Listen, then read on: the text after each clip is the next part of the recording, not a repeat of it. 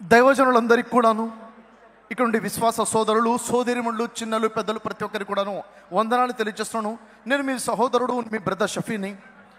ప్రవీణ్ పగడాల గారు నిజం చెప్పాలంటే వారు గొప్ప వ్యక్తిత్వం ఉన్నటువంటి వ్యక్తి. వారి గురించి నాకు తెలిసిన, నేను తెలుసుకున్న విషయాలను బట్టి చాలా గొప్ప వ్యక్తిత్వం విషయం.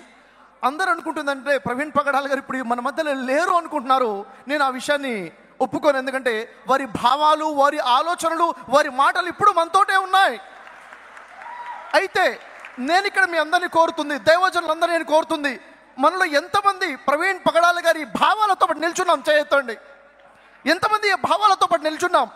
ఏదో వచ్చామా చూసామా పోయామా అని కాకుండా వారి భావాలతో పాటు, వారి ఆశయాలతో పాటు, దేవుడిచ్చిన పిలుపుతో పాటు దైవజనులుగా మనం నిల్చోవాలి.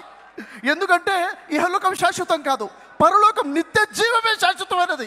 కాబట్టి దానికోసం మనం ప్రజల్ని ఈరోజు సమాజంలో చూసుకుంటే మానవత్వం మంట కలిసిపోయింది.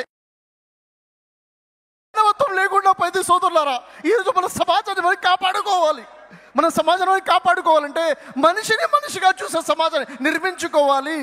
ప్రజల్లో మానవత్వం చచ్చిపోయింది, ధర్మం కనుమరుగైపోయింది. నిన్ను వలని పొరుగువారిని ప్రేమించుము అన్న ధర్మాన్ని మన ప్రజలకి పరిచయించాలి. దీనికోసమే మన ప్రవీణ్ పగడాల గారు పాటుపడ్డారు. వారు చేసిన ప్రయాణం ఊరూరు తిరుగుతూ ప్రజలకి పరిచయం చేశారు. ఇహలోకం కాదు, నిత్య జీవం గురించి మాట్లాడారు. సోదరులారా, సోదరి మనం బిగించాలి.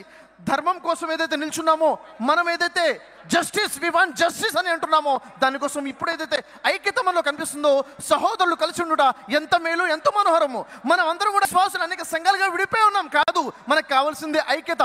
సోదరులారా, నేను మీ అందరితో పాటు కలిసి నిల్చున్నాను అని చెప్పడం కోసమే ఇక్కడ వచ్చాను. మీ అందరితో పాటు నేను ఉన్నాను అని చెప్పడం కోసం నేను ఇక్కడికి వచ్చాను. కలిసి నిలబడదాం, కలిసి ఐక్యత కోసం నిలబడదాం. మన భారతదేశాన్ని ఒక ఐక్యతగా చేసుకునే మనం పూర్తి ప్రయత్నం చేద్దాం. జై హింద్.